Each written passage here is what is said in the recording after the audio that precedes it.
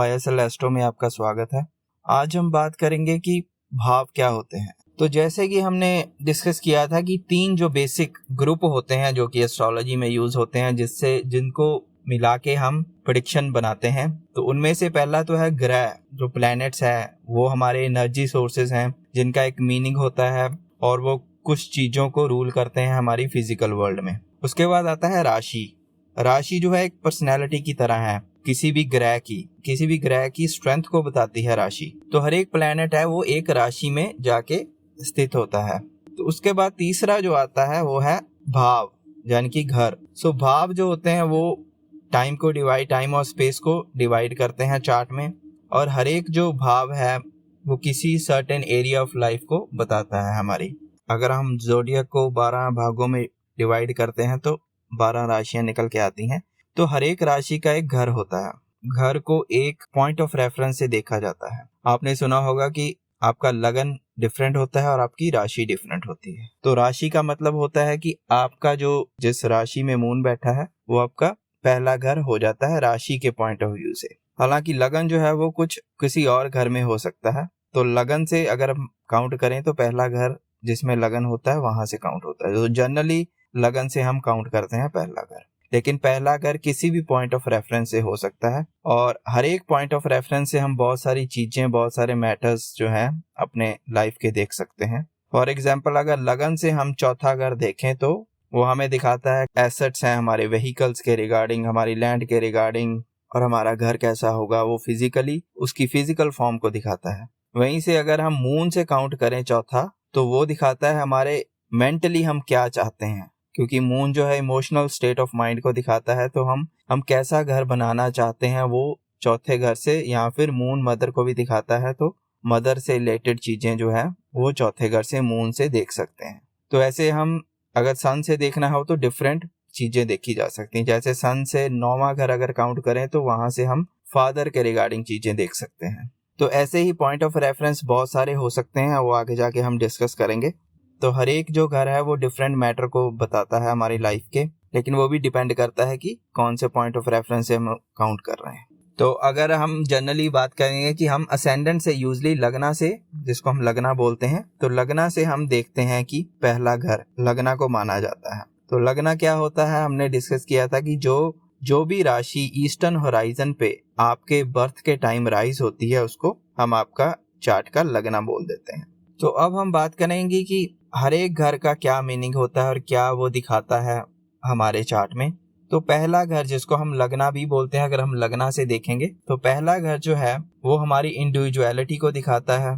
तो पहला घर जो है बहुत ही इंपॉर्टेंट हो जाता है हमारे लिए, क्योंकि ये हमारे नजरिए को दिखाता है लाइफ के प्रति, कि हमारा नजरिया क्या है लाइफ के प्रति, क्योंकि ये हमारी पर्सनैलिटी का कारक भी होता है पहला घर। तो ये हमारे फिजिकल मेकअप को बताता है, जैसे कि हमारी लुक्स कैसी हो सकती हैं, हमारी पर्सनैलिटी, हमारी फिजिकल हेल्थ क्या हो सकती है। तो ये सारी चीजें पहले घर से निकल के आती हैं। और क्या सिग्निफिकेशंस हो सकते हैं इसके, जैसे कि हमारा बॉडी का स्ट्रक्चर कैसा है, हम नाटे हैं, लंबे हैं, छोटे हैं। अपीयरेंस, हमारा करैक्टर जो है, वर्ल्ड में करैक्टर हमारा कैसा होता है। फॉर एग्जाम्पल, अगर पहले घर में मार्स बैठा है, राशि चाहे कोई भी हो, लेकिन अगर मार्स बैठा है पहले घर में, तो आपका जो इन जनरल फिजिकल स्ट्रक्चर होगा, आप स्ट्रांग होंगे। आपका जो पर्सनैलिटी होगी एक गो गेटर वाली पर्सनैलिटी होगी। आप किसी के सामने बात करने के लिए डरेंगे नहीं, खुल के बात करेंगे। तो फिजिकली आप जो है बहुत ही एक्टिव होंगे, स्पोर्ट्स में जा सकते हैं।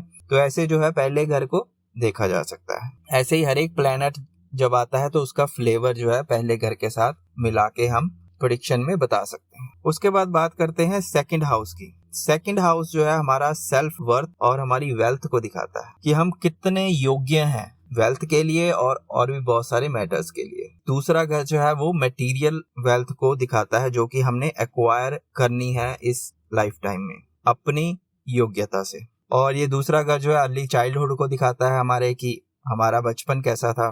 कुटुंब को दिखाता है, हमारी फैमिली की हैप्पीनेस को दिखाता है, हमारी जो वैल्यूज अर्ली चाइल्डहुड में वैल्यूज हमने डेवलप की हैं, उससे जो हम कॉन्फिडेंस लाते हैं उसको दिखाता है। तो दूसरा घर जो है वो आंखों का भी होता है, तो ये एक विजन को भी दिखाता है। अगर मेटाफोरिकली देखा जाए तो एक विजन को दिखाता है, लाइफ के प्रति हमारा विजन कैसा है। और दूसरा घर जो है वो माउथ का कारक भी है, जो हम खाते पीते हैं, जो भी हमारे मुंह से अंदर जाता है, वो सब दूसरे घर से देखा जाता है कि हमारे खान पीन की आदतें कैसी हैं। और हम स्पीच, क्योंकि मुंह से हम बोलते भी हैं तो स्पीच को भी दिखाता है कि हम समाज में कैसे बोलते हैं और क्या खाते पीते हैं, ये सब दूसरे घर से आता है। तो ये फैमिली एक्सपीरियंस को भी दिखाता है हमारे, तो एक्चुअल कंडीशंस क्या है फैमिली एनवायरनमेंट की, दूसरे घर से देखा जा सकता है। और मनी और फाइनेंसेस की बात की जाए तो ये हमारी जो भी हमने धन इकट्ठा कर रखा है, जो कि हमारे बैंक अकाउंट का जो स्टेटस है उसको बताता है कि हमने क्या संपत्ति जो है वो अर्न कर रखी है। और दूसरा घर क्योंकि हमारे मुंह को बताता है, हमारे माउथ की स्ट्रक्चर को बताता है, तो ये भी हम देख सकते हैं कि हमारी स्माइल कैसी हो सकती है दूसरे घर से। और जो सिग्निफिकेशंस है मोटे मोटे हमने बात की है कि ये हमारे अर्ली चाइल्डहुड को बताता है, हमारी डोमेस्टिक लाइफ को बताता है, हमारा खान पान को बताता है कि हम कैसी हमारी ड्रिंकिंग और ईटिंग हैबिट्स हो सकती हैं, हमारे अर्ली एजुकेशन को बताता है, हमारी वॉइस टोन कैसी हो सकती है, हमारे दांतों को भी दिखाता है, ये हमारे दाईं आंख को बताता है, right I of your body. तो हम एक एग्जांपल ले लेते हैं कि अगर डिफरेंट प्लैनेट्स इस घर में हो सकते हैं तो कैसे उसका रिजल्ट हम देख सकते हैं। फॉर एग्जांपल अगर सैटर्न दूसरे घर में है तो हो सकता है कि आपका जो चाइल्डहुड, अर्ली चाइल्डहुड हो, वो इतना ज्यादा हैप्पी ना हो, क्योंकि सैटर्न को एक क्रूर ग्रह माना जाता है और वो थोड़ा हार्डशिप को बताता है। अगर आप, क्योंकि दूसरा घर चाइल्डहुड है तो वो आपकी चाइल्डहुड में थोड़ी स्ट्रगल्स और हार्डशिप को बताएगा। और मे भी हो सकता है कि सैटर्न अगर दूसरे घर में है तो आपकी खान पीन की हैबिट्स जो है वो बहुत अच्छी ना हो, आप बहुत सॉल्टी फूड खाना पसंद करते हो, बहुत मीठा खाना ना पसंद करते हो। वहीं पे अगर जुपिटर है दूसरे घर में तो हो सकता है कि आप बहुत मीठा खाना पसंद करते हो, या फिर वीनस हो दूसरे घर में तो आप मीठी चीजें खानी पसंद करते हो। वहीं पे अगर राहु हो दूसरे घर में तो हो सकता है आपको ऐसी खाने पीने की आदतें हो जो कि परिवार वालों को अच्छी ना लगती हो, क्योंकि राहु जो है वो अटपटी चीजों को बताता है, जो कि अनकन्वेंशनल है, जो कि समाज से उल्टा है, जैसे कि धूम्रपान करना, तो ये सारी चीजें, शराब पीना, तो ये सारी चीजें जो है वो समाज के अगेंस्ट आती हैं। तो ये हो सकता है कि आपको आदत हो खाने पीने में। तो ऐसे हम डिफरेंट प्लैनेट्स का डिफरेंट फ्लेवर मिला के रिजल्ट्स देख सकते हैं। उसके बाद आता है हमारे पास तीसरा घर। तीसरा घर जो है हमारी विल पावर और हमारी कम्युनिकेशंस का घर माना जाता है इन जनरल, और भी बहुत सारे सिग्निफिकेशंस हम डिस्कस करते हैं।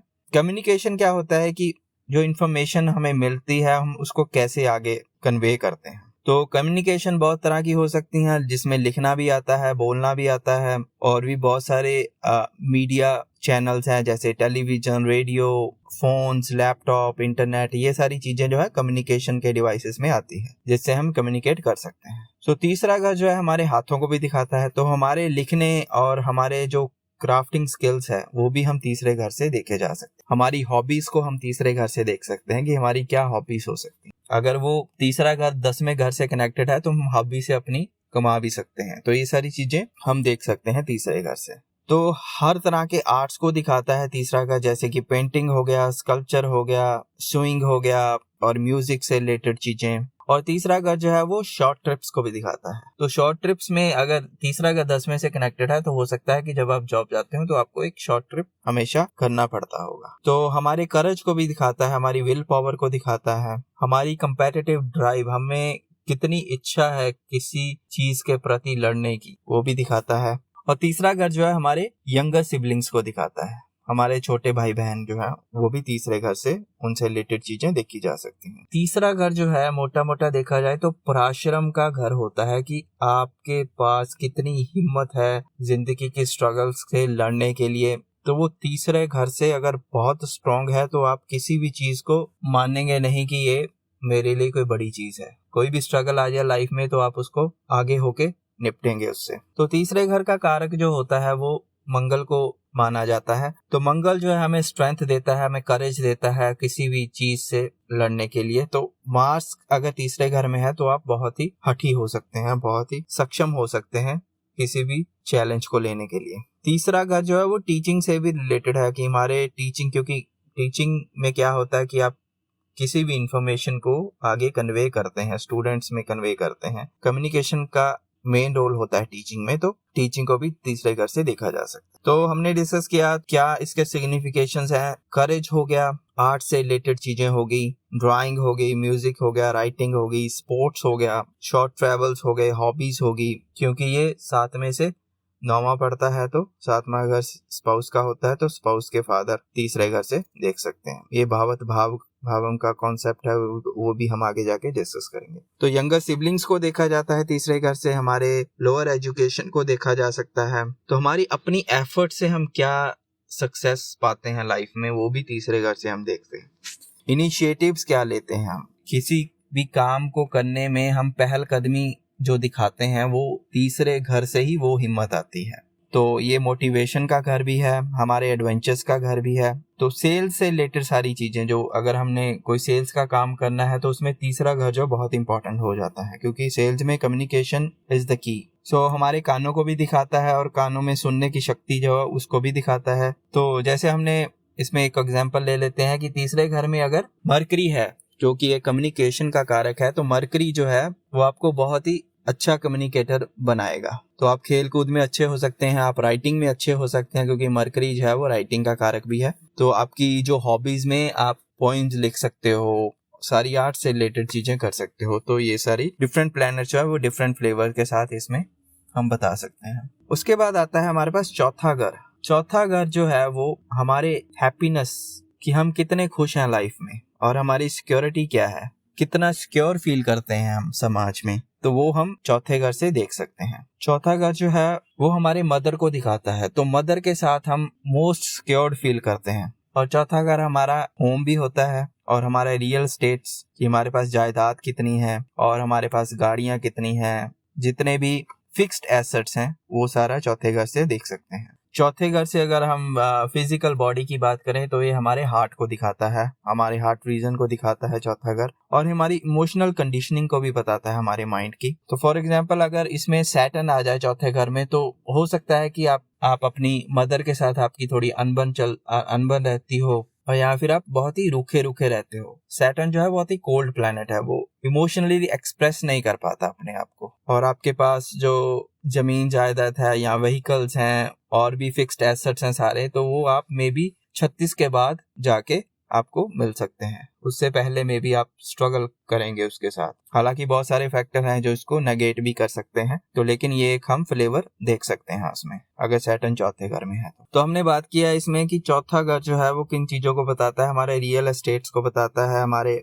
घर कैसा होगा उसको बताता है, बड़ा होगा छोटा होगा। अगर जुपिटर चौथे घर में है तो हो सकता है आपका घर जो है वो बहुत ही बड़ा होगा, उसका स्ट्रक्चर, उसमें बहुत सारी स्पेस होगी, जो जितने भी कमरे होंगे स्पेशियस होंगे, क्योंकि जुपिटर जो है वो एक्सपेंशन का कारक है। ऐसे हम प्लैनेट्स का फ्लेवर जो है वो घर के साथ मिला के प्रेडिक्शन बनाते हैं। तो आज के लिए इतना ही। अगर आपको वीडियो अच्छी लगी हो तो सब्सक्राइब जरूर करें, और ताकि मुझे भी मोटिवेशन मिलता रहे और वीडियोस बनाने के लिए और आपके लिए अच्छा कंटेंट लाने के लिए।